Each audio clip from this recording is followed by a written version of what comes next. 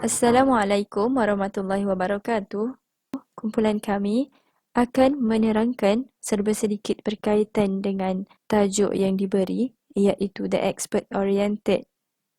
Model ini merupakan model tertua dan paling kerap dilakukan, terutamanya dalam bidang pendidikan. Keseluruhan evaluasi model ini mempunyai dua cara, iaitu ad hoc panel reviews yang menggunakan garis panduan secara profesional dan juga ad hoc individual reviews, iaitu kaedah evaluasi secara tidak rasmi. Dalam ad hoc panel reviews berlaku pada selang waktu yang tidak teratur apabila keadaan menuntut dan juga alasan yang tidak berkaitan dengan penilaian ataupun standard yang dilembagakan. Kebiasaannya, penilaian sekali sahaja yang dilakukan yang meminta oleh keperluan tertentu untuk jangka masa untuk maklumat penilaian. Bagi ad hoc individual reviews, kajian semula mana-mana entiti oleh individu yang dipilih kerana kepakarannya, biasanya untuk menilai-nilai atau membuat cadangan. Pekerjaan perunding untuk mengkaji program penyelidikan, sosial dan juga komersial. Terdapat dua fungsi penilaian program dalam bentuk The Expert Oriented, iaitu formal dan juga informal. Formal adalah memeriksa struktur organisasi sedia ada, memeriksa piawaian yang diterbitkan, iaitu Examine Publisher Standards, dan juga mengikut jadual yang ditetapkan, meningkatkan penekanan terhadap hasil dan juga mengambil pendapat pakar yang ramai dalam evaluasi program.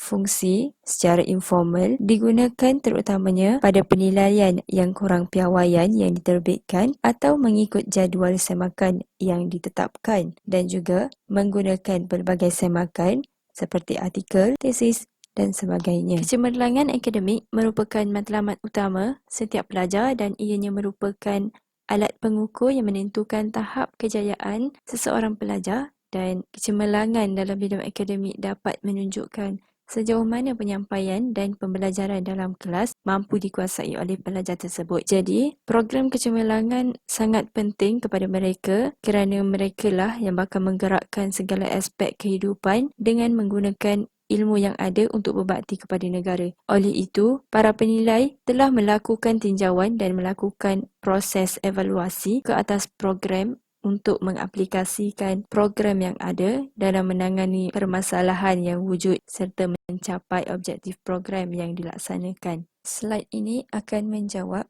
apakah isu yang memerlukan kewujudan program evaluasi yang hendak dijalankan. Isunya, keberkesanan program yang dijalankan oleh pihak sekolah dapat dilihat apabila kurang memberi kesan positif terhadap pembelajaran mereka dan menyebabkan peratusan akademik dan juga prestasi tidak mencapai objektif utama program kecemerlangan berasaskan sekolah yang dilakukan. Ianya telah membawa kepada para penilai untuk menilai program sedia ada dengan menggunakan kaedah evaluasi secara tidak rasmi dan mampu menyelesaikan masalah yang timbul.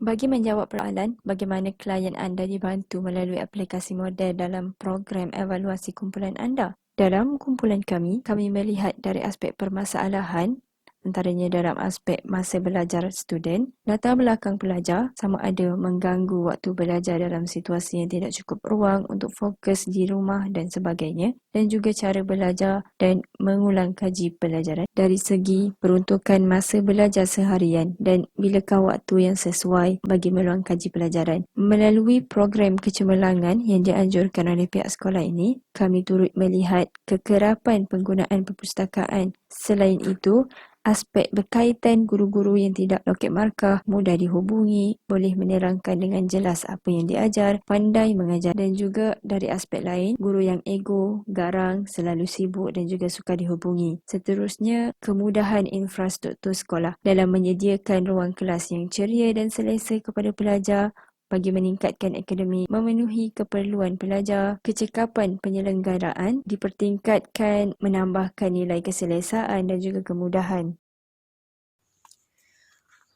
Oleh hal yang demikian, kami telah mencari strategi sebagai inisiatif dalam membantu aplikasi model program evaluasi bagi meningkatkan peratusan pelajar yang lulus cemerlang dalam peperiksaan utama seperti PT3 dan SPM, iaitu dengan mengadakan teknik jawab soalan peperiksaan untuk memberi pendedahan awal cara atau kaedah untuk menjawab soalan peperiksaan dengan lebih mudah. Bengkel pra-PMR dan SPM juga dilaksanakan sebelum peperiksaan percubaan PMR dan SPM mereka bermula bagi mendedahkan teknik menjawab soalan dari semasa ke semasa. Selain itu juga, bengkel motivasi dijalankan untuk memberi motivasi bagi menambah ilmu dan berupaya membantu kerja seharian mereka serta memberi suntikan semangat kepada para pelajar bagi meningkatkan prestasi akademik mereka. Dalam bahagian efektif dan jangkauan program evaluasi yang kami cadangkan,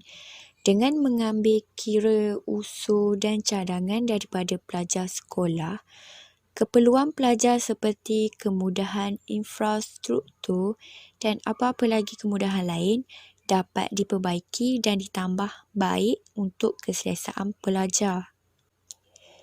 Kami juga mencadangkan objektif tambahan dalam membuat penambahbaikan dalam program kecemerlangan ini, antaranya untuk melahirkan pelajar yang berdaya saing dalam melakukan sesuatu tugasan serta mampu berfikiran kreatif dan kritis bagi menyelesaikan sesuatu permasalahan. Dengan ini, kita dapat melahirkan modal insan profesional kepada kestabilan infrastruktur dalam negara dan juga menjamin kemajuannya.